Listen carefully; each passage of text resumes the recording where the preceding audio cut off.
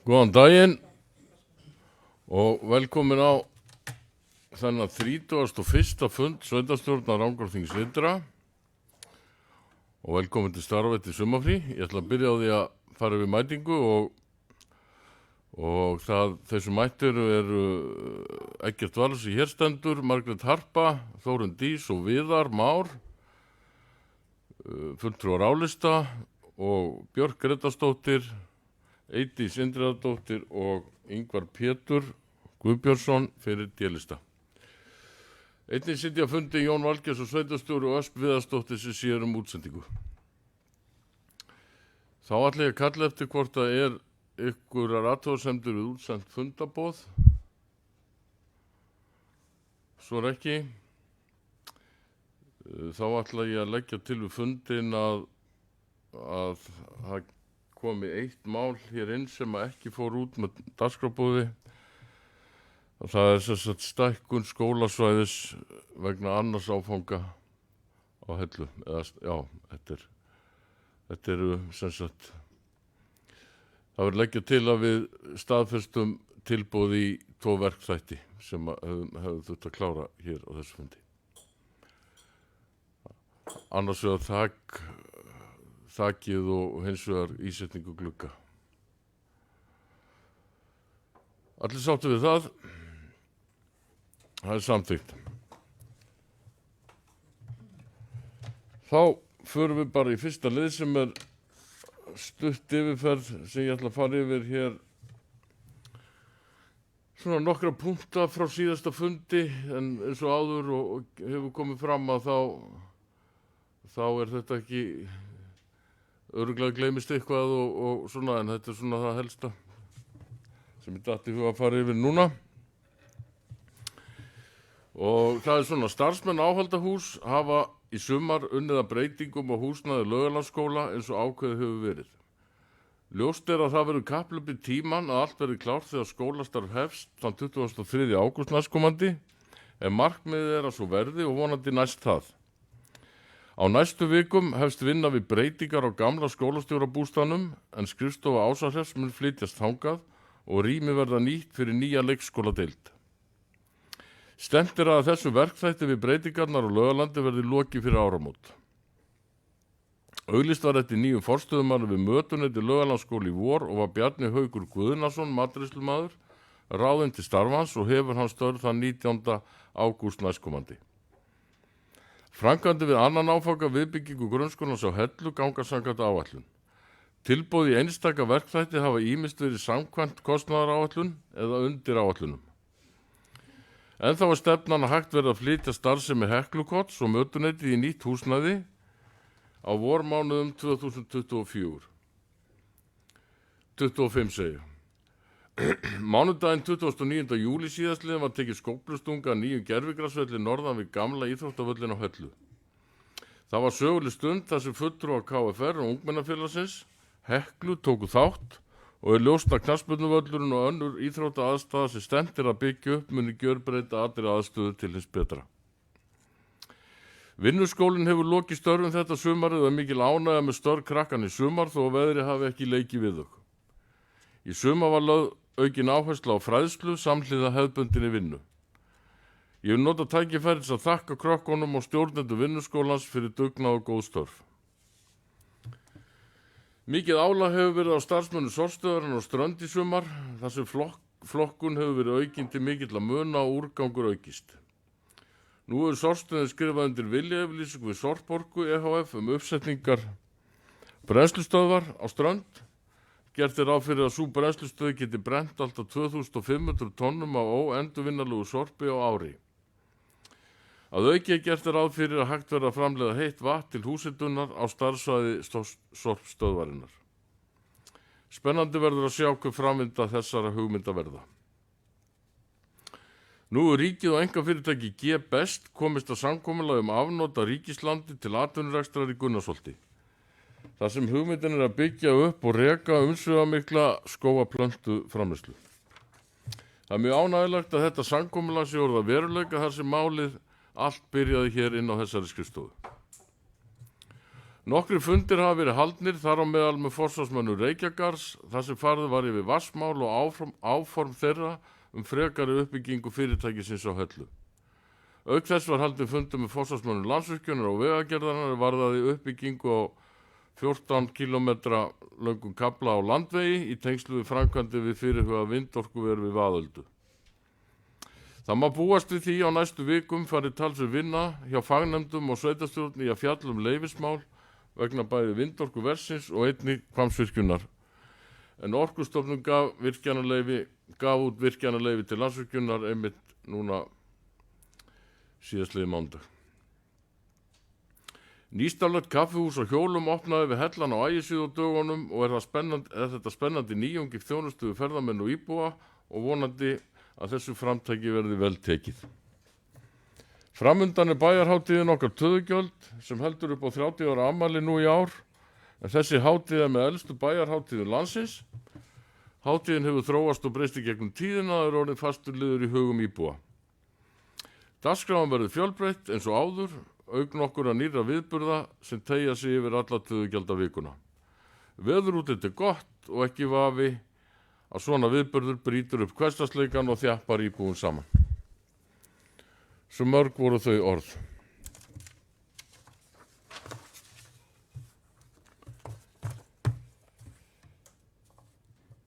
Gott og vel, þá förum við í lið 2 sem er erindi frá SAS.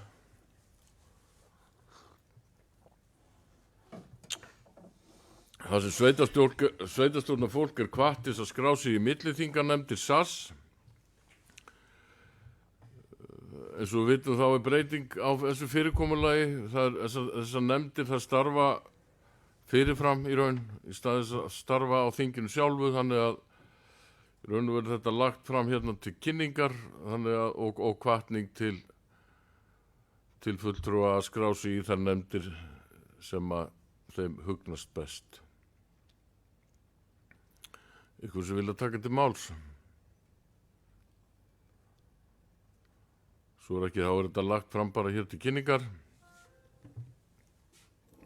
Þá förum við lið 3 sem er beðin samning frá Tónsmiðju Suðurlands.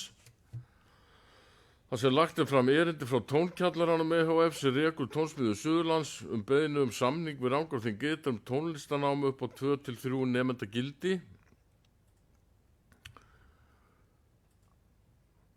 Ég ætla ekki vorið laust varðandi þetta erindi.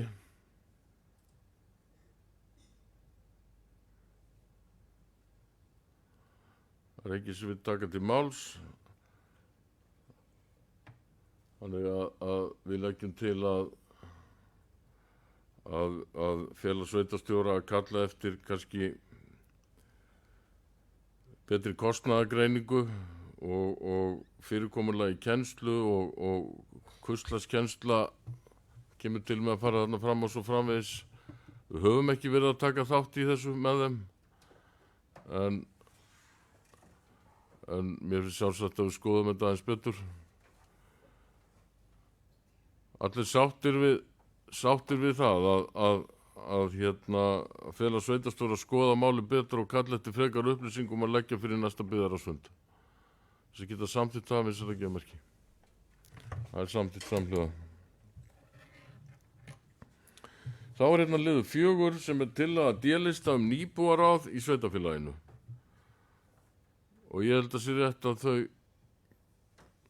kannski fylgi því úr hlaði. Gerðu svo vel, Ingvar.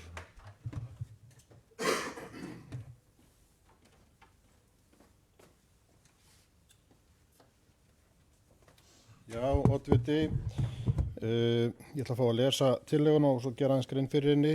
Tillagan er svohljóðandi: fulltrúar D-listar Sjálfstæðisflokksins leggja til að komið verði á fót nýbúaráði Rangárþings ytra að fyrirmynd sambærilegs ráðs í Mýrdalshreppi og víðar. Ráði verði enskumælandi og skipað einungis nýbúum af erlendum uppruna. Ráðið hafi það markmið að vinna málefnum nýbúa. Byggðarráði verði falið að vinna breytingum á samþykktum sveitarfélagsins til samræmis við tillöguna og að gerð erindisbréfs og leggja tillögur þar að lútandi fyrir sveitarstjórn. Miðað verði við að ráðið taki til starfa 1. janúar 2025. Hér eru við sérst að leggja það til að komið verði á fót ráði fólks af erlendum uppruna líkt og fyrirmyndir eru fyrir til að myndi í Rangárþingi eystra, Mýrdalshreppi og Skaftárhreppi. Sumstaðar heitir þetta ráð fjölmenningaráð, annars staðar enskumælandi ráð, nýbúaráð hér notað en það heitir sjálfur sér ekki neitt heilagt. Það aðalega efni málsins auðvitað að það verði komið á fót ráði fyrir fólk af erlendum uppruna til að fjalla sín mál. Við vitum það öll að það mjög vaxandi fjöldi íbúa af erlendum uppruna í sveitarfélaginu og við teljum að það sé mikilvægt að þeir hafi aukna aðkomu inn í stjórnsýsluna. Við erum búin að vera að vinna núna nokkuð lengi að móttökuáætlun fyrir íbúa og við teljum að þetta sé næsta skref að gera þessum málum betur undir höfði. Þessi ráð hafa gefið góða raun. Við fengum mjög góða kynningu á síðasta SAS-þingi ráðið í Mýrdalshreppi og ég held að megi alveg segja að sú kynning hafi svona svolítið innspyrað mann sem hann sletti nú. Það sem að ljóst að íbúar þar hafa töluverð áhrif inn í stjórnsýsluna á sín mál og þetta auðvitað mikilvægur liður líka í auknu íbúa lýðræði sem ég held að við séum nú öll hlynnt. Eins og ég sagði vinnuheitið nýbúaráð, það getur auðvitað breyst í meðförum byggðaráðs ef menn vilja frekar notast við fjölmenningaráð eða enskumælandi ráð eða hvað annað. En efnislega tillagan svo að koma þessum vettvangi af stað, þessu ráði innan stjórnsýslunar en að nánar útfærsla verði hjá byggðaráði og byggðaráð getur svo auðvitað leita fanga hjá öðrum sveitarfélögum hvernig menn hafa verið að gera þetta og hvort við viljum fara nákvæmlega sömu leið eða hvort við viljum eitthvað aðlaga þetta frekar að okkar kerfi. Þannig að hún ekki endalega útfærð hér, það auðvitað þá byggðaráðsins að gera það en hér telja við höfum alveg einstakt tækifæri, kjör og sveitarfélagsins auðvitað fyrir okkur öll og ég held við getum gengið ennþá lengra með því að stíga þetta skref. Ég svo sem ekki að halda lengri tölu þetta, ég held þessi til að skýri sig svo sem mestuleiti sjálf en ég hlakka til umræðanar og vona til að náu fram að ganga.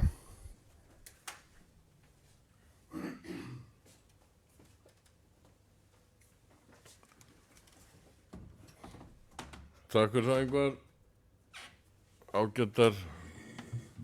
Ágæta eftirfylgni með tillögunni. Það var ágætis útskýringar. Og príðileg til að Jón, viltu aðeins rúlla yfir þetta? Gjör svo Jón.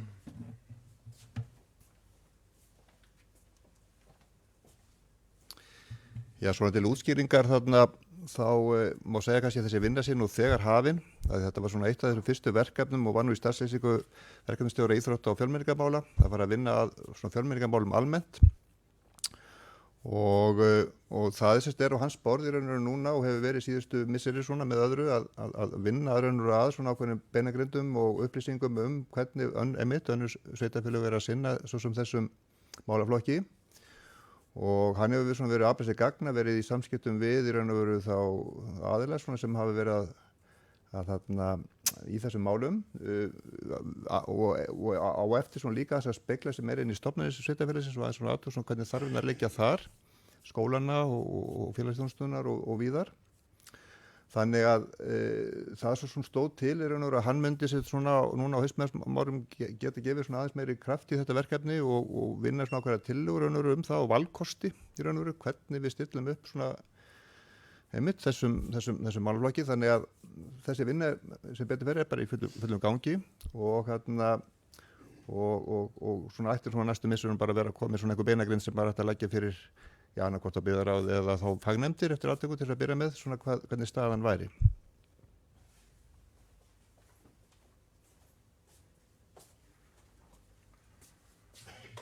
Takk fyrir það Jón.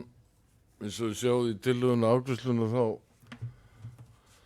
erum við kannski ekki alveg tilbúin til þess að taka ákvörðun það hér og nú að setja ráðið að stað áramót eins og tillagan eitthvað gengur út frá en alls ekki verið að ýta henni neitt út í hafsauga, langur vegu frá því, heldur lagt til að tillögunni verði vísað til markaðsmenningar og jafnréttismálanefndar til umfjöllunar, en við getum samt sem áður alveg stemt að því að ef að niðurstaðan verður svo að koma á þessu nýbúaráði að það verði gert áramót eins og alveg Það er ekki verið að loka neitt í því, sko. Eru fleiri sem að vilja taka til máls?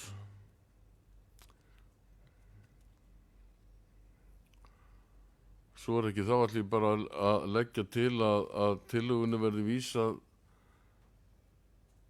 til markaðsmenningar og jafnréttisnefndar til umfjöllunar. Allir sáttu við það? Það er samþykkt samhljóða.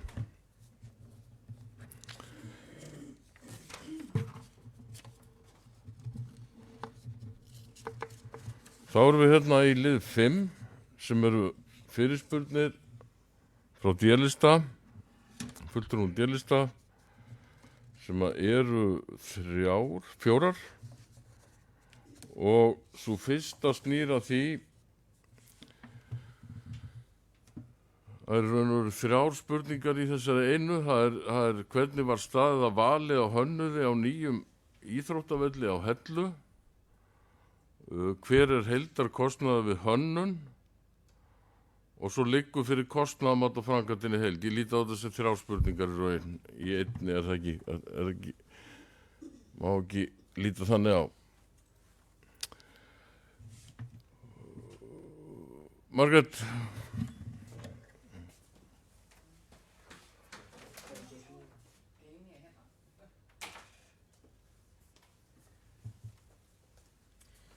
Herru, já, ég ætla að lesa hérna upp svar við þessum fyrirspurnum. Til upplýsinga þá eru 2 hönnuðir í vinnu út af nýjum íþróttavelli á Hellu. Annars vegar er það Hermann Ólafsson, landslagsarkitekt hjá Landhönnun EHF og hins vegar verkfræðistofan VFSO. Vegna vinnu við kaup og síðar eignarnámsferli á 13 hektara spildu úr landi Helluvaðs vegna stækkunar íþróttasvæðis á Hellu var Landhönnun fengin til ráðgjafar við að vinna að afmörkun lands og deiliskipulagstillögu til að sýna fram á almannahagsmuni vegna eignarnámskröfunar sem er nú í ferli. En Landhönnun hefur mikla reynslu af slíkum verkum og stjórnendur sveitarfélagsins töldu það góðan valkost fyrir verkefnið. Í framhaldinu var Landhönnun fengin til að halda áfram við hönnun gervigrasvallarins því það væri bæði samlegð í þessum verkefnum og Landhönnun hefur líka reynslu að koma að slíkri hönnun. Einnig rúmast kostnaður vegna þessa vinnu innan innkaupnareglna sveitafélagsins. Varðandi jarðvegshönnun þá var gerð verkhönnun hjá 3 verkfræðistofum og bauð VFSO lægst og var samið við þá. Hönnun gervigrasvallarins stendur nú í 3,5 milljónum króna og þar er við Landhönnun með 2 milljónir og VFSO 1,5 milljón. En gera má ráð fyrir að kostnaður við hönnun sé 6% af heildarkostnaði samkvæmt reynslu sambærilegra verkefna. Hönnunarvinnu er ekki lokið en gera má ráð fyrir að heildar hönnunarkostnaður verði 10 milljónir sem er talsvert undir því sem þekkist í slíkum verkefnum. Einnig gert ráð fyrir í sambærilegum verkefnum að verkeftirlit sé 4% af heildarkostnaði. Í þessu verkefni munu starfsmenn sveitafélagsins sinna verkeftirliti svo ætla má að sá útgjaldaliður verði hagkvæmur. Í fjárfestingaáætlun sem samþykkt var haustið 2021 var gert ráð fyrir 350 milljónum vegna skóla og leiksvæðis og færslu íþróttavallarins. Framkvæmdastjóri eigna- og framkvæmdasviðs hefur gert kostnaðaráætlun fyrir gervigrasvöllinn og frjálsíþróttasvæðið sem er 280 milljónir króna. Þegar hefur verið boðin út jarðvinna vegna fergingar vallarins.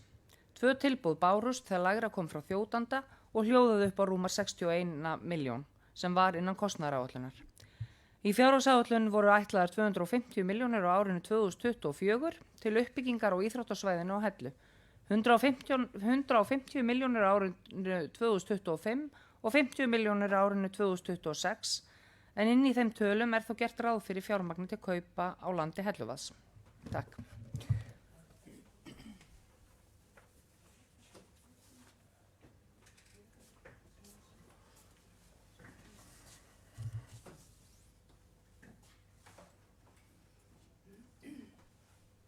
Takk fyrir þetta, Margrét. Fleiri? Getur svo þingar?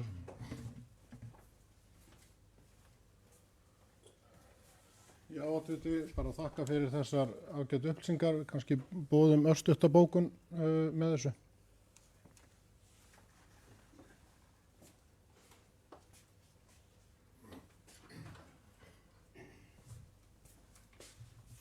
Takk fyrir það, ég ætla svona aðeins kannski að fara betur yfir þetta, sko.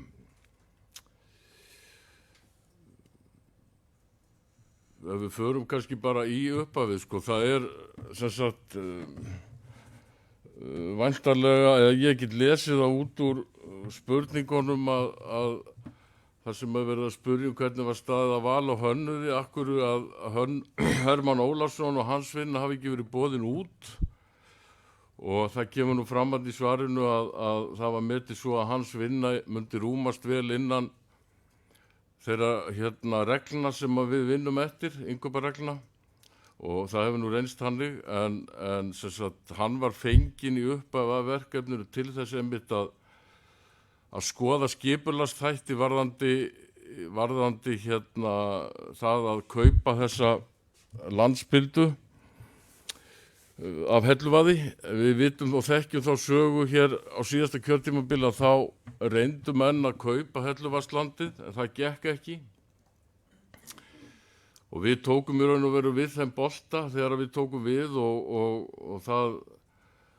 okkur tókst heldur ekki að kaupa all landið, þannig að við svona eftir þá fórum við nú að skoða hvort að sveitarfélagi hefði þörf fyrir allt þetta land í raun. Og niðurstaðan var svo að í raun og veru að þá vantaði okkur þessa spildu til þess að geta haldið áfram þessar uppbyggingu á þessum velli og fæslun á vellinum og svo framvegis, þannig að við þekkjum þá sögu. Hermann var fenginn að þessari vinnu strax í upphafi og okkur fannst bara sem sagt að liggi hlutarins eðli að fá hann til að halda áfram með málið og hanna fyrir okkur útlit og annað á þessum velli. Eins og kemur fram í svarinu líka þá mátu við það þannig að jarðvegshönnunin gæti hugsanlega farið fram yfir innkaupareglurnar, þannig að út af því var gerð verðkönnun vegna þess. Og ef ég man rétt að þá tilboð landhönnunar í jarðvegshönnunina 6 milljónir. Vaffisó segir. Þannig að ég held að við séum að koma mjög vel út úr hönnunarkostnaði almennt gagnvart þessu velli. Nú, en ég verð að segja að mér finnst samt svolítið kúnstugt að það skulle verið lagðar fram fyrirspurnir í raun og veru á opnum fundi hvort að það sé verið að vinna eftir kostnaðaráætlun. Mér finnst það kúnstugt af fólki sem búið að taka þátt í ferlinu allan tíman á öllum stigum málsins. Auðvitað verið að vinna eftir kostnaðaráætlun og kostnaðargreiningu sem til. Og við erum komið með kostnað á gervigrasinu sjálfu og svo framvegis. Þannig að þetta allt saman til, þessi gögn öll sem til, og ég minni bara á að það hafa þetta allir kjörnir fulltrúar aðgang að starfsmönnum sveitarfélagsins og aðgang að öllum gögnum og öllu slíku. Þannig að þetta allt saman til. Málið allt hefur verið unnið í góðu samstarfi við íþróttafélögin og alla, þannig að í svona velti í raun og veru fyrir mér, hver í raun og veru tilgangurinn með þessari fyrirspurn. Og þá verður kannski bara allt til að fá það fram í raun. Ég verð að segja mér, þessi fyrirspurn kom mér svolítið óvart. Ekki það að þetta fólki frjálst að spyrja hvað sem það vill, allt í lagi með það, en það líka ágætt hjá fólki að sækja sér upplýsingar til starfsmanna og annað eins og ég segi og vil endurtaka að kjörnir fulltrúar hafa fullan aðgang að öllum gögnum sem verið að vinna með. Og ég mér fannst það bara mín persónulega skoðun að mér fannst einhvern veginn eins og að það væri verið að ýja að því að það væri verið að fara illa með almannafé í öllum undirbúningi öðru gagnvart þessu velli sem að ég get bara alls ekki tekið undir. Það bara mitt mat. Og og að það væri ekki verið að vinna samkvæmt fjárheimildu sem náttúrulega alls ekki rétt. Þetta það sem ég vildi leggja í púkið í þessu umræðu? Gjörðu svo lengur.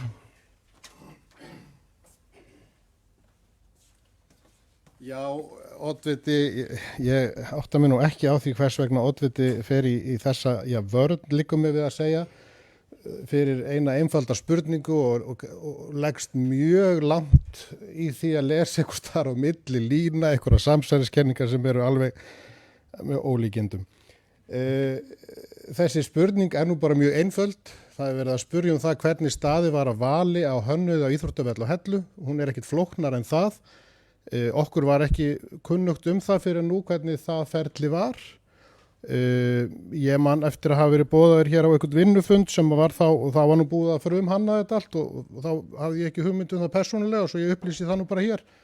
Hver var að vinna að þessu? Þetta kom mér bara óvart, en ekki það þessar tillögur voru ágættar og engar athugasemdir við vinnubröðin, við hönnunina. En mér var ekki og hefur ekki verið kunnugt það fyrir nú hvernig staðið var að þessu. Að því að velja þennan hönnuð fyrir utan þessi verðtilboð sem voru fengin. Maður veit ekki hvort það hefur verið leitað verðtilboða eða hvað, það er fullt af fólki sem hefur þekkingu í þessum málum. Að það sé verið að ýja því að það hafi verið farið út fyrir fjárheimildir, að það sé verið að setja peningi í eitthvað, það hefur bara hvergi komið fram og það er það bara leiðrétt hér. Það er klárlega til fyrir þessum útgjöldum inn á fjárhagsáætlun, ég held að það hefist enginn það. Þannig að ég ætla nú að róa oddvitan með því að það er algjör óþarfi að vera að lesa eitthvað á milli lína langt út fyrir efnið allavega.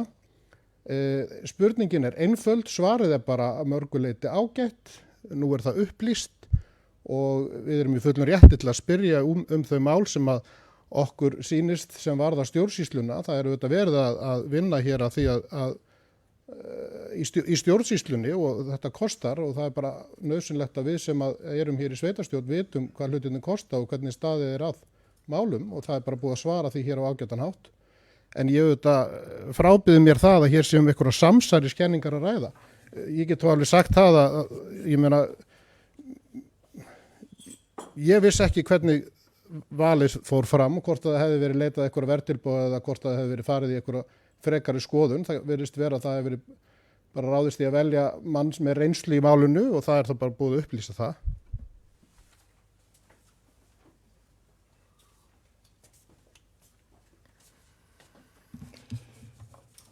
Gott, fleiri sem vilja taka til máls. Gjörðu svo litið.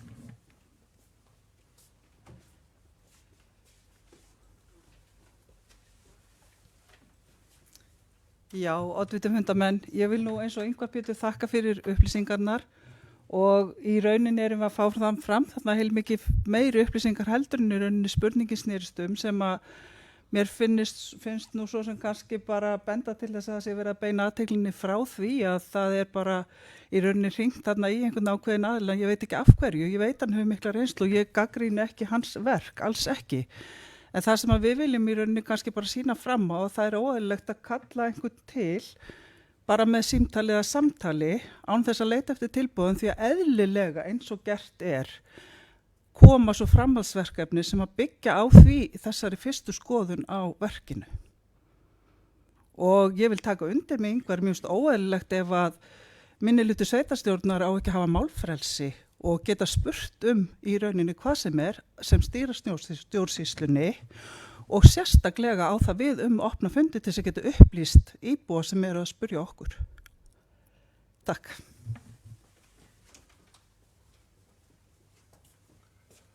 Takk fyrir þetta.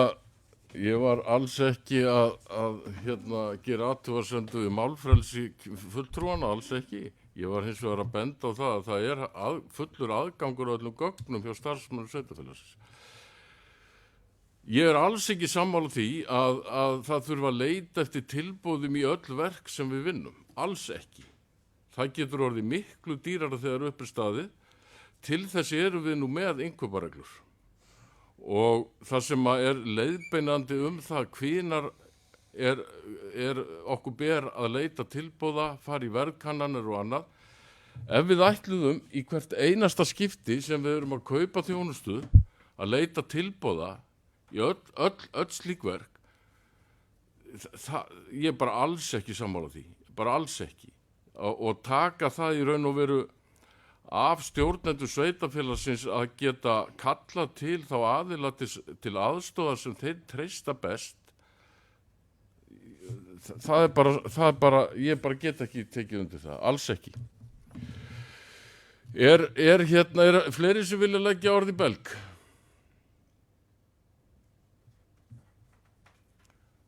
Ingvar hefur boðað bókun.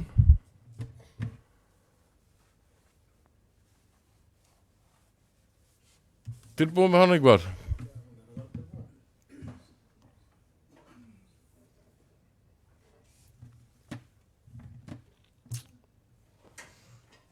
Gjörðu svo vel.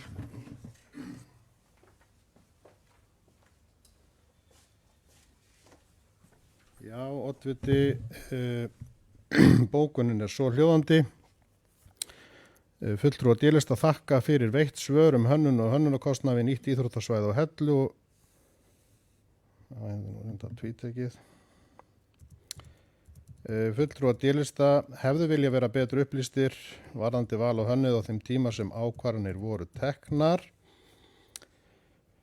Án þess að vinna við hönnun sé gagnrýnt sérstaklega. Mikil samkeppnir í þessu markaði og eðlilegt hefði verið að ráðast í verkkönnun eða leita tilboða í verkið í anda vandaðrar stjórnsýslu og sýnileika fjármuna.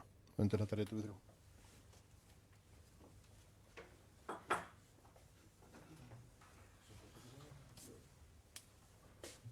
Takk fyrir það Ingvar.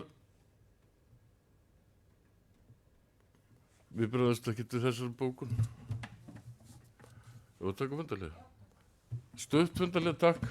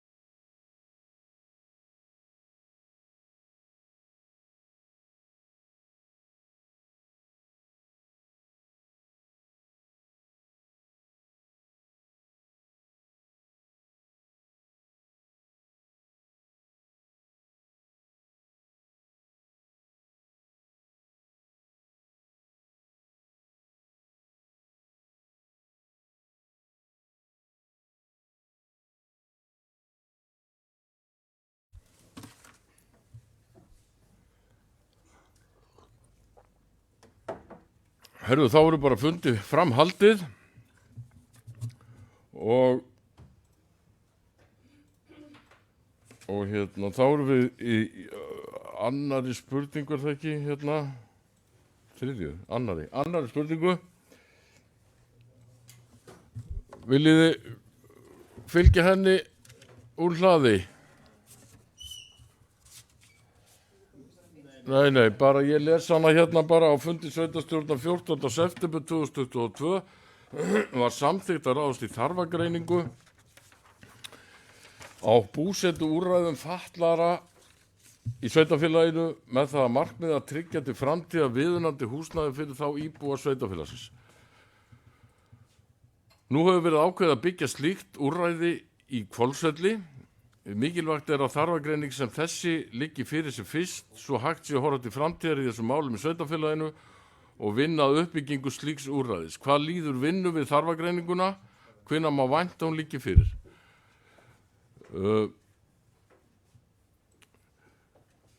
Svarið er hér. Margrét, vilt þú fara yfir þetta? Þú varst skipuð í þennan hóp varðandi þetta. Margrét ætlar aðeins að útskýra þetta og fara yfir svarið.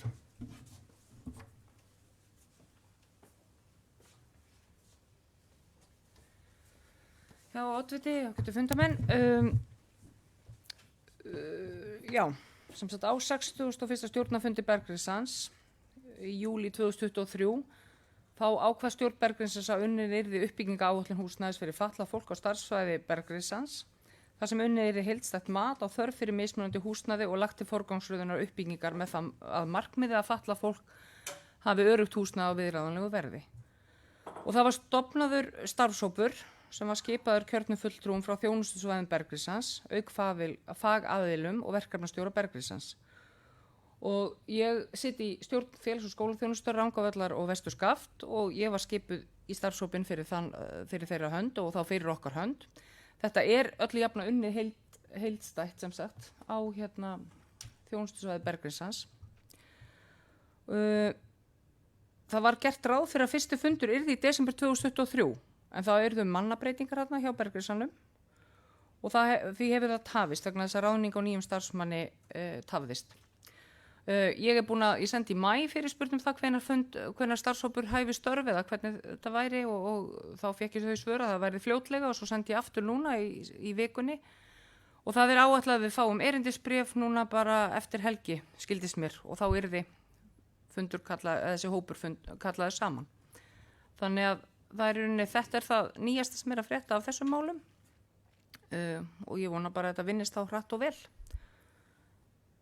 Takk.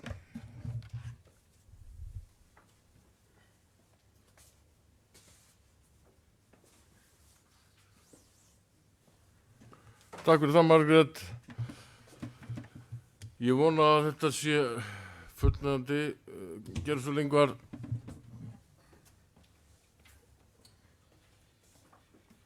Já, oddviti, takk fyrir þessar upplýsingar. Það var náttúrulega byrjað að taka saman hérna gögn hjá okkur varðandi þessi mál. Ég held að það er mikilvægt að þau gögn rati inn í þessa vinnu, en það er auðvitað mjög sérstakt að Berggrins skuli ákveða það í júlí 2023 að ráðast í þessa vinnu og síðar er svo búið að taka ákvörðun uppbyggingu sem að ég er ekkert að gagnrýna og örugglega full þörf fyrir en maður hefði að minnsta kosti vilja þá sjá einhver gögn því svona til stuðnings að þörfin væri þá meiri þar en ekki hér og mér finnst þau gögn ennþá vanta sem að var óskað eftir hérna í 2022. En öðruleyti, ég hef ekkert við þetta svara aðtóða, bara fínt að vera upplýstur þetta.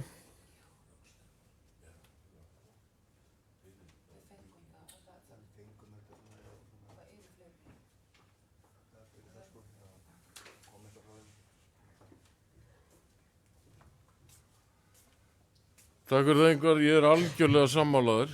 Þetta er mjög sérstakt mál allt saman. Það verður að segja alveg svo er. En þetta er það besta sem við getum með svar við þessari fyrirspurn og það er lagt fram hér.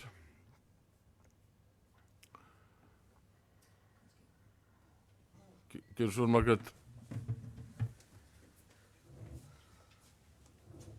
Já, oddviti fundarmenn.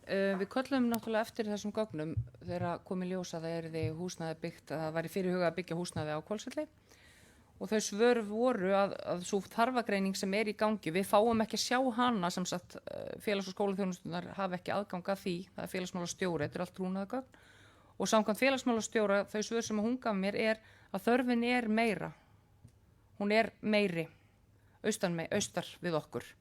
Þannig að þess vegna var þetta, en eins og ég segi, við bara verðum að taka þetta betur saman. En við kölluðum eftir þessu og fengum einhver gögn en ekki náttúrulega upprunalegu gögn. Við fáum ekki að sjá þarfagreiningu per se þar sem þetta er trúnaðarmál.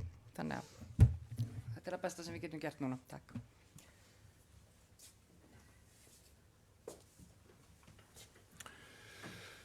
Já, ég sko tek undir með ykkur báðum í raun sko að það hefur í raun og við höfum í raun og veru ekkert upplýsingar almennilegar af hverju. Og ég nú hugsið hvort að það sé ekki eitthvað, ég var ekki verið að boða aðalfund Arnardrangs, var ekki að koma eitthvað aðalfund að boða. Það tekið fyrir á næsta byggðarráðsfundi? Ég veit ekki hvort að við eigum að leggja fram bara einhverja hugsanlega bara fyrirspurn fyrir aðalfundin, bara fá þetta, þessar upplýsingar. En við ræðum það kannski síðar, en gerðu svo leitis.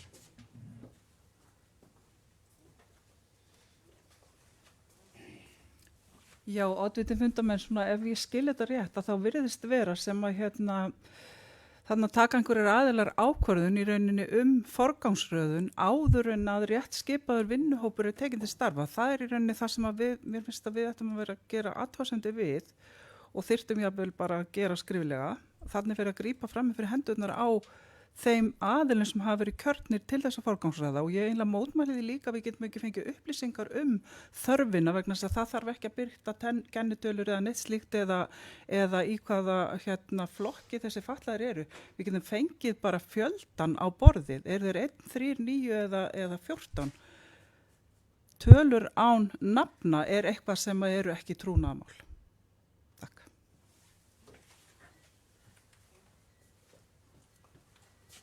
Takk fyrir það. Ég held að þetta ákvörðun, hún tekin þetta bara af stjórn Arnardrangs, hérna Bergrisans. Það ekki annað. Ég hugsa að stjórn Bergrisans hafi ekki vitað af þessum vinnuhópi eða eitthvað.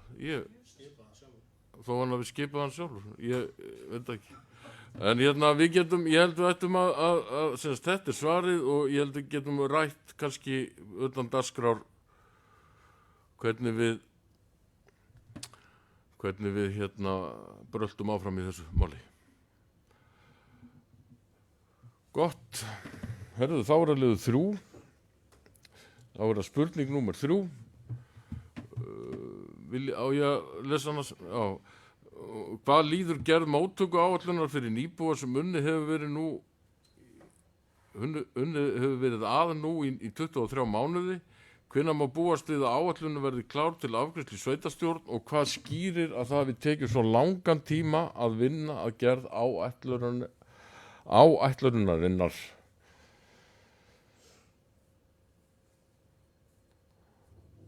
Jón ætlar aðeins að útskýra þetta.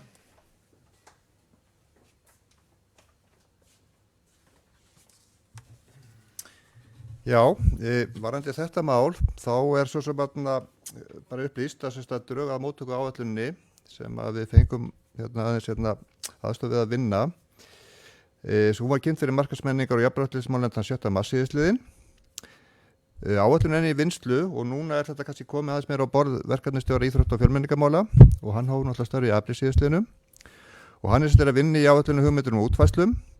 Og það er gert á fyrir að kynna uppfærð gögn og tillögur fyrir markaðsmenningar og jafnréttismálnefnd á næstu vikum og að sveitarstjórn taki málið í kjölfari til frekar úrvinnslu og afgreiðslu. Skýringin náttúrulega á því að þetta hefur tafist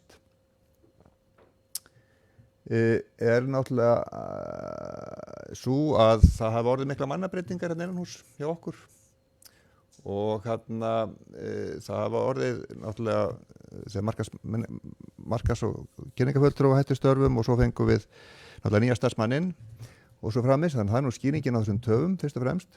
En hins að má kannski segja svona kannski ljósins kannski stöðunar og ég lagði nú líka fram svona skjalaðans upplýsingar inn í málið frá verkefnisstjóranum svona stöðuna varðandi svona vinnuna við þá fjölmenningarmálin almennt að kannski er ekkit vitlaust að þetta einhver leyti svona spegli svolítið vinnuna við fjölmenningaráðið eða líka sko hvernig við vinnum útfærsluna á þeirri hugmynd. Sko móttökuáætlunin ef hún er í andstöðu við það hvernig við ætlum að vinna kannski inn í því kannski ég held allan að sé allan að því að við erum stödd nákvæmlega þessum við stödd núna þá séu tæki verið því að skoða hvort þetta speglist ekki einhver leyti þessi vinna saman.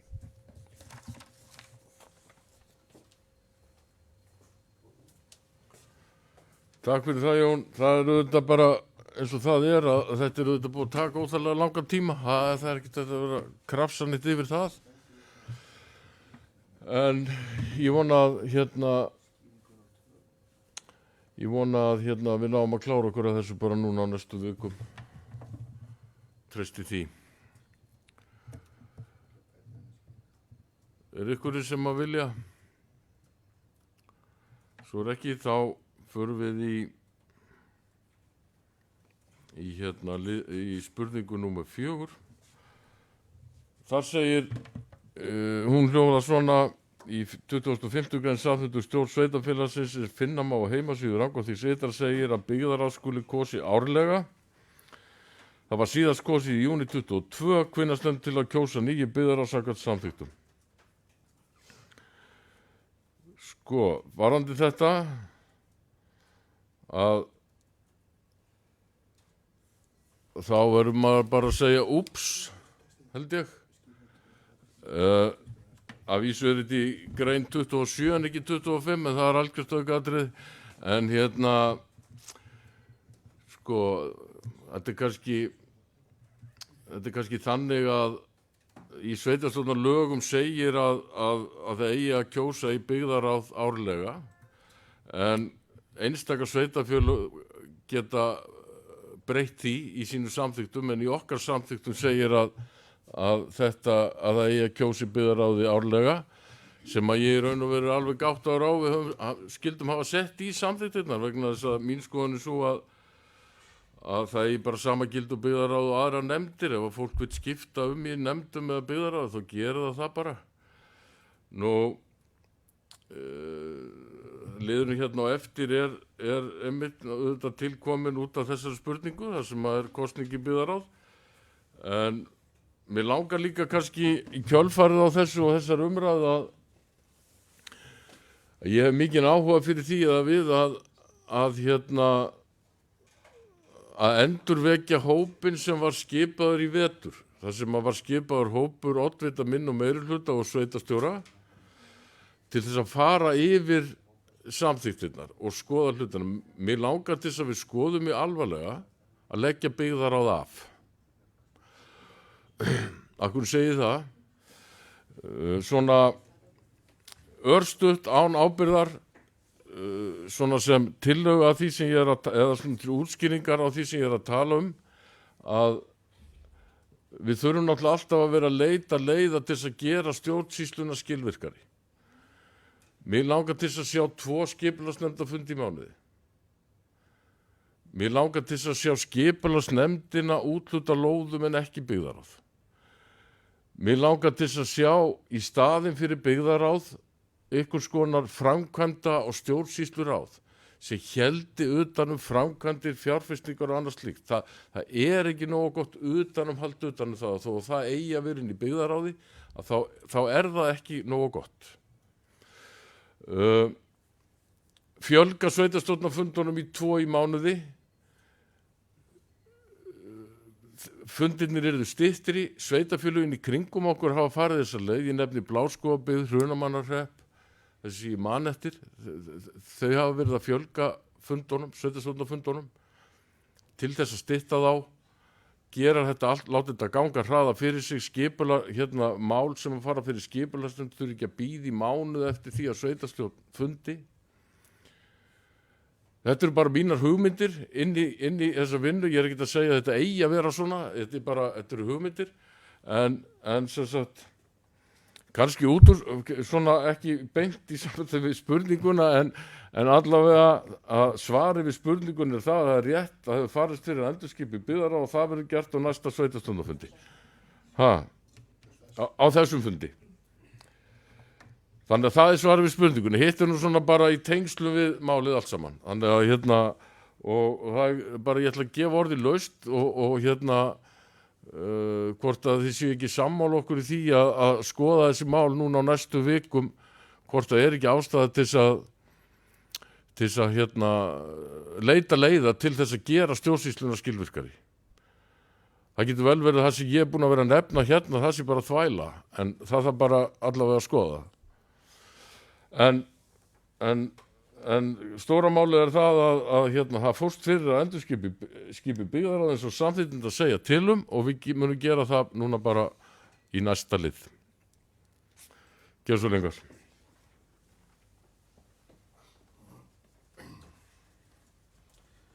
Já, Oddviti, þakka svarið, en ég ætla kannski ekki efnislega að fara að ræða út úr dúrin, en við höfum ekkert á móti því að ræða málin, þannig að ef að þessi vinnuhópur verður settur á, þá tökum við þátt í honum.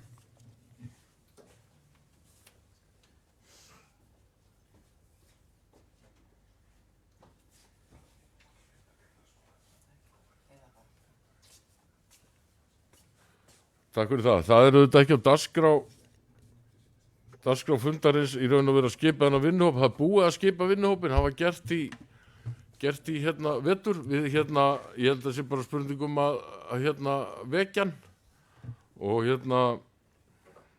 og ég hugsa að væri bara sniðugt, við getum rætt það síðar að kannski bara búið til vinnufundar sveitastjórnar, kannski til að byrja með, vinna svo úr því og en allavega ekki meira þetta að segja núna. Ég vildi samt aðeins svona bara koma að þessu í tengslu við þetta. Herru, þá erum við bara í lið 6 sem er kosningi byggðarráð og það er tillaga að skipa byggðarráðsverði óbreytt fyrir árið 24-25. Gjör svo vel, Björk. Já. Eins og geta samþýtta. Takk fyrir samþýtt samlega. Herru, það er liður 7, það er stækkun skólasvæðis á Hellu, annar áfangi. Það er lagt fram minnisblað frá Tómasi Haug Tómasinni, forstöðumanni, varðandi niðurstöðu verkannana í efni og vinnu við þakfrágang og ísetningu glugga og utanhúsklæðningu. Það er lagt til að semja við lagsbjóðendur sem eru Hamraborg EHF vegna þakfrágangs að fjárhæð 87.443.000 og One Stop Shop North samhliða EHF vegna ísetningu glugga, utanhús og utanhúsklæðningu af fjárhæð 83.677 og sveitarstjóra verið falið að undirrita samninga við viðkomandi aðila. Ég kannski örstutt til útskýringa að þá var One Stop Shop voru lagsbjóðendur þegar þetta var búið út. Hamraborg var með 3. lagsta tilboð í þakfráganginn, en þeir sem voru þarna fyrir neðan uppfylltu einfaldlega ekki útboðskröfur. Þess vegna var ákveðið að semja við Hamraborg.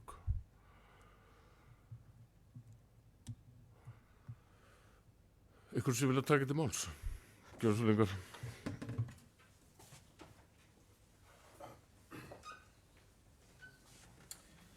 Já, Oddviti, bara svona aðeins, ég efast ekkit að þetta sé allt saman rétt, en það hefði þetta kannski farið betur á því að það væru meiri upplýsingar inn í þessari greinagerð, það er að segja hverjir hinni tilboðsgjafarnir væru og þá eitthvað örlítið það hvers vegna þessi 2 uppfyllt ekki skilyrði, bara þannig að við séum þá upplýst það því við erum að taka ákvörðun að afgreiða tilboð. Að við séum þá bara upplýst hverjir voru hinni tilboðsgjafarnir og af hverju uppfylltu þessir ekki, því að við berum auðvitað ábyrgð á því sem við samþykkjum hér, en ég efast ekki eina mínútu að það sé eitthvað rangt í þessu, ég bara treysti því að þetta sé rétt, en það hefði kannski farið betur á hinu. Takk fyrir Ingvar.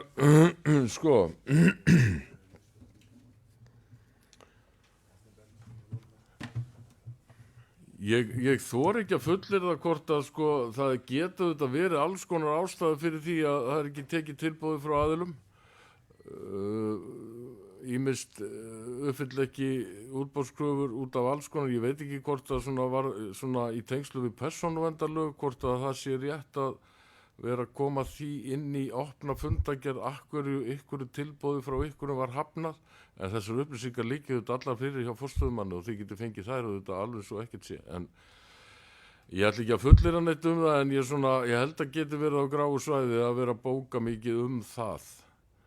En það er nú bara það sem þetta er nú bara skýring sem mér dettur í hug akkurat núna hérna á þessum fundi, sko. En það eru svona ýmsar kröfur sem eru gerðar til bjóðenda sem að kannski, og ef að þeir standast það ekki, þá veit ég ekki alveg hvort að þær upplýsingar eigi erindi inn í opna fundagerð. En ágætis punktur samt, Ingvar, allir sem geta samþykkt þessi tilboð, þetta er undir kostnaðaráætlun, það er spurning hvort það ætti að koma fram þarna í þessu, það gerir það nú ekki, sko, hvað þessi tilboð eru mörg prósent af áætlaðri kostnaðaráætlun, það er spurning.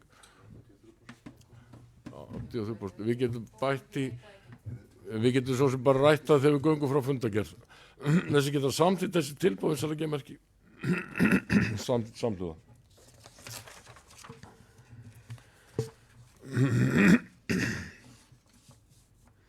Þá erum við lið 8 sem er Rangabakki 6, Fjárhúsið, beiðni umsögn vegna rekstrarleyfis.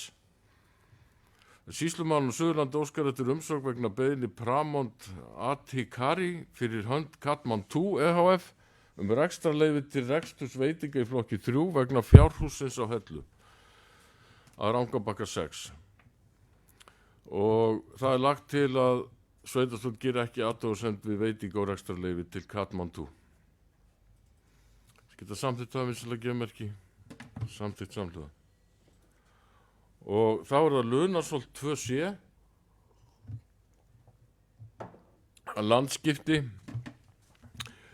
ný lóð í Lunarsholti, landeigandi óskar eftir að fá skipt úr lóð sinni Lunarsholti 2C, L22.3, 546, 2 spildum, 4,1 hektara og rúmum 2 hekturum. Spildurna verði á sama landeignarnúmeri. Útskiptarlóðin hefur fengið nafnið Lunarsholt 2D og landeignarnúmerið eitthvað sem kemur ekki fram hér. Ekki búið að stofna lóði Lunarsholt 2C héldi uppruna landeigandanúmeri sín og yrði rúmir 2 hektarar að stærð eftir skiptin samkvæmt merkjalýsingu frá Kristni H. Sveinssyni dags 27.2024. Það er lagt til að samþykja áformu landskipti og gera ekki athugasemd við fyrirhuga heiti á útskipti lóð. Þetta er samþykkt hafinsalega gefmerki. Það er samþykkt. Þá erum við með lið, við tökum bara saman hérna lið 10 og 11, það eru fundagerðir byggðaráðs og þar sem að byggðaráð hafði fullnaðar afgreiðslu vald í sumarfríi sveitarstjórnar og þær eru lagðar hérna fram auðvitað til umræðu, en við lögðum nú til að þær eru staðfestar líka því að með vísan í því sem við vorum að fjalla áðan varðandi byggðaráð. Þannig að ég held að það sé nú bara best að sveitarstjórn staðfesti þessar fundagerðir.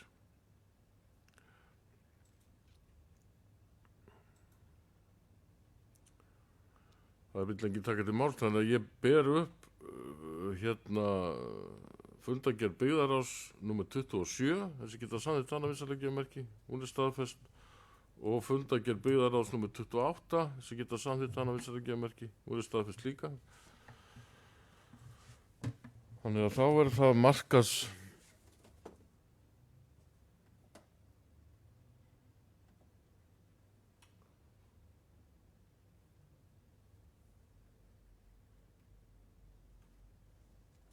markaðsmenningar og jafnréttismálanefnd, þar sem að er sem sagt verið að færa á milli tveggja liða fjármuni að upphæð 200.000 minnum mig úr liðnum aðrir menningarstyrkir yfir í menningarsjóðinn. Það var ákvörðun sem var tekin bara hér innan hús, en það er verið að bera hana hérna fram, að kynna þá ákvörðun, og svo er sem sagt er nefndin að óska eftir auknu fjármagni í menningarsjóðin á næsta ári. Það er kannski það sem er til afgreiðslu hér. Hvort að við viljum hafna þeirri beiðni nefndarinnar eða hvort við viljum vísa þeirri beiðni áfram til fjárhagsáætlunar gerðar.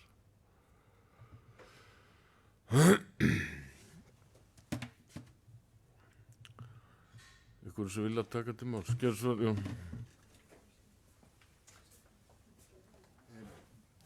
Svona kannski aðeins til upplýsingar kannski og kannski inn í fjárhagsáætlunargerðina og við höfum aðeins verið að ræða það markas- og kynningafulltrúi.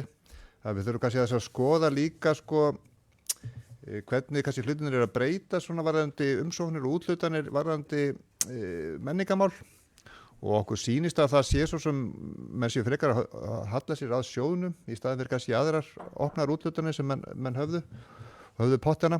Þannig ég held að sé kannski alveg tækifæri inn í fjárhagsáætlunargerðinni að skoða svolítið hvort menn breyti ekki að þessu upplegginu og færi milli liða mögulega hvernig menn útdeila fjármagni sem menn vilja veita í heild sinni í málaflokkin. Af því að við þurfum kannski svolítið að synda með tímastraumi hvernig við getum styrkt málaflokkin og á sem bestan og skynsamlegastan hátt.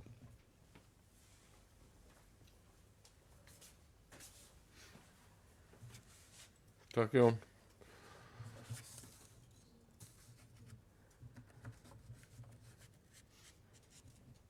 Þeir sem geta samþykkt það að vísa beiðni nefndarinnar auki fjármagni menningarsjóður Rangárþings ytra til fjárhagsáætlunar gerðar í haust vissulega gefa merki.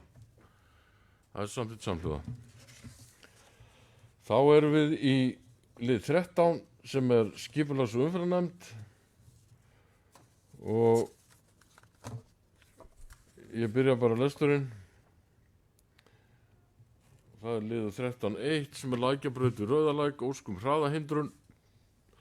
Sem nefndi leggur til að sett verði upp hraðahindrun í götuna og leggur til að forstöðumanni þjónustumiðstöðvar verði falin nánari útfærsla á henni. Nefndin óskar eftir að tillaga liggi fyrir á næsta fundi í september. Sem geta samþykkt það, vinsalega gefa merki að samþykkt Hagabraut í Holtum. Þetta er nú bara tilkynning framkvæmdaraðila endurbætur á Hagabrautinni og við bókum bara ánægju með það að þetta sé farið í gang. Þetta er tilkynningar. Svo er það Fossabraut. Nú viltu taka til máls, Ingólfur, gjörðu svo vel.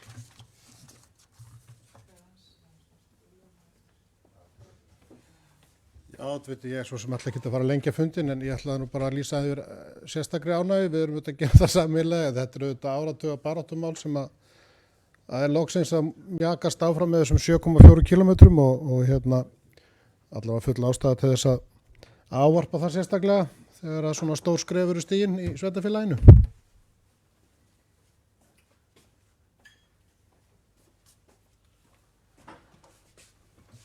Takk, Ingvar.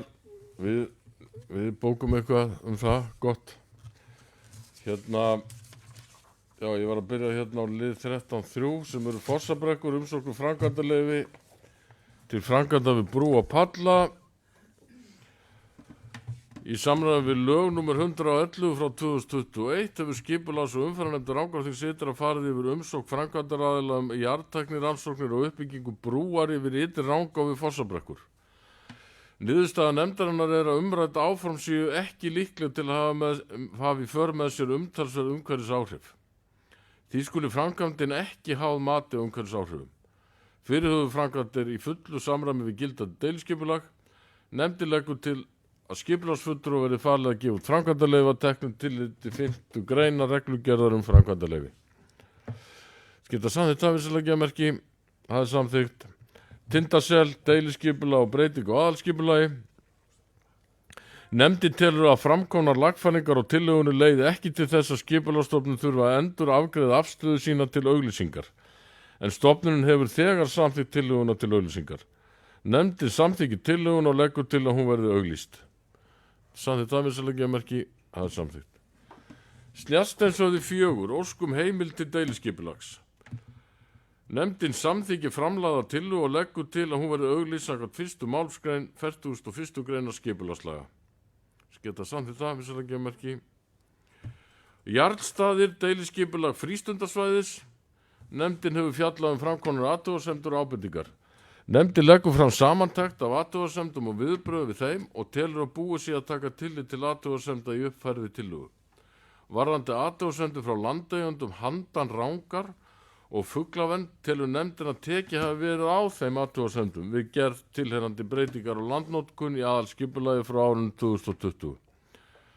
Núverandi tillaga sé því í fullu samræmi við ákvæði aðalskipulagsins og nefndin samþykki fyrirliggjandi tillögu og leggur til að hún verði afgreidd samkvæmt annarri málsgrein 32. greinar skipulagslaga. Geta samþykkt það, vissulega gefumerki. Samþykkt. Það var að Foss 2, það er deiliskipulag. Nefndin telur að framkomnar umsagnir leiði ekki til breytingar og auglýstir tillögu og leggur til að verði send skipulagsstofnunar til endanlegrar afgreiðslu. Geta samþykkt það, vissulega gefumerki. Samþykkt.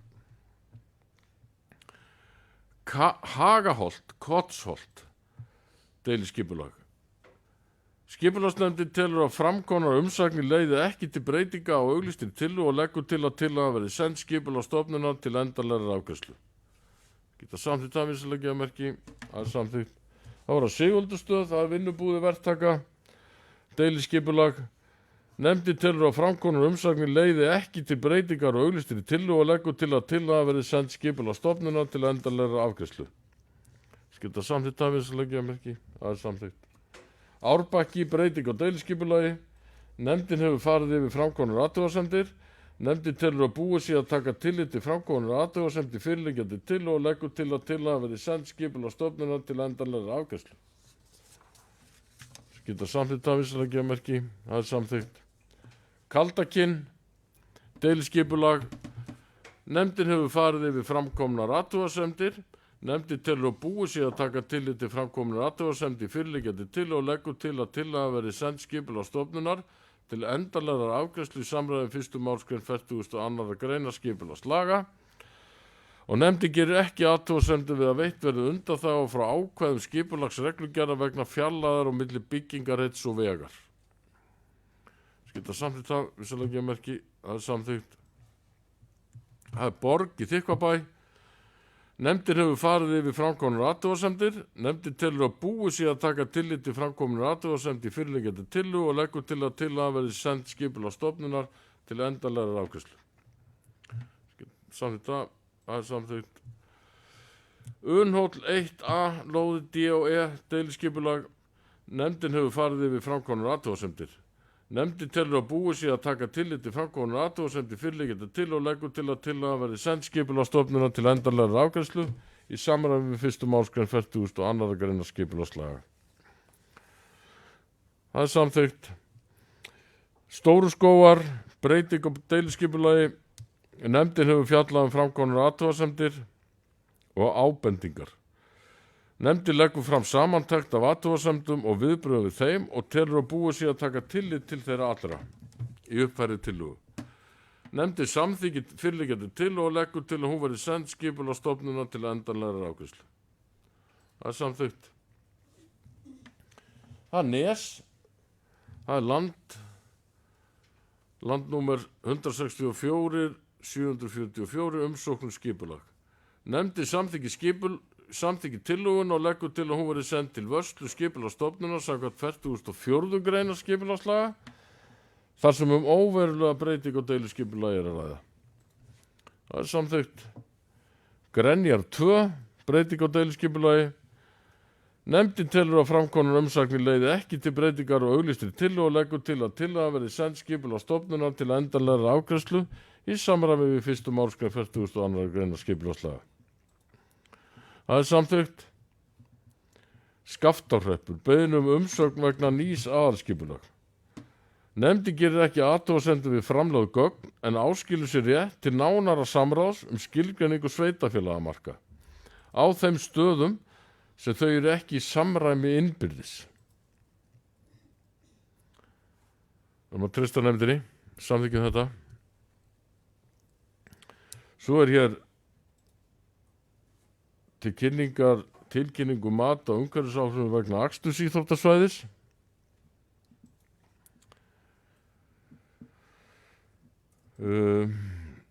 Svo erum við með hérna í lokin nokkrar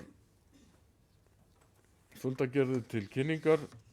Það er hérna byggðarráðsfundur, vinnufundur þar sem að byggðarráð fundaði með fulltrúum Landsvirkjunar og vegagerðarinnar varðandi hérna þennan fræga 14 kilometra kafla á landvegi sem á eftir að laga og er nánast ófær eins og staðan er í dag og er nú aðaleiðin inn í Landmannalaugar og Eyðivötn og þarna inn eftir. Og þar var verið að fara yfir ýmis mál varðandi framtíðar áform með þennan veg. Mín skoðun er að það þurfa að laga þennan veg og það sem fyrst og það þarf að leggja á hann bundið slitlag. Við erum með fundagerð Samtök Orkusveitarfélaga, við erum með fundagerð frá Brunavörnum Árnessýslu, hérna Rangárvallasýslu, þar sem var verið að taka ákvörðun kaup á slökkvibíl eða taka tilboði kaup á slökkvibíl, gerðsölingar. Já, oddviti, ég var bara að velta fyrir mér hvort það var hægt að upplýsa með hvort það búið vera semja við Landsvirkjun út af þessum slökkvibíl. Ég veit að það var eitthvað ekki alveg frágengið þar en eins og er jákvæðasta mála þessi búið að ganga frá kaupum á bílnum en ég vissi að það var ætlunin að Landsvirkjun myndi leggja þarna ákveðið í púkk sem að var ekki alveg búið að ná utanum. Alveg rétt, ég setja sér nú ekki búið að kvitta undir að Jón Allar var nú búin að vera í þessu hérna samtali við Landsvirkjun. Jón, viltu útskýra þetta eitthvað frekar?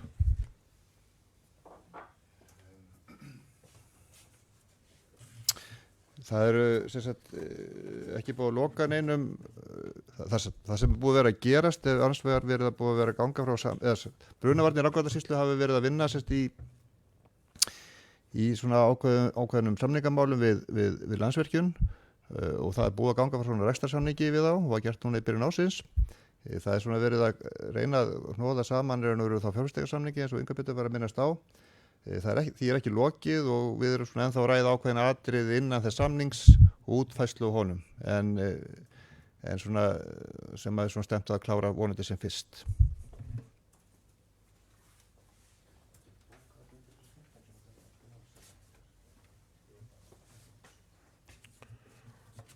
Takk fyrir það, Jón.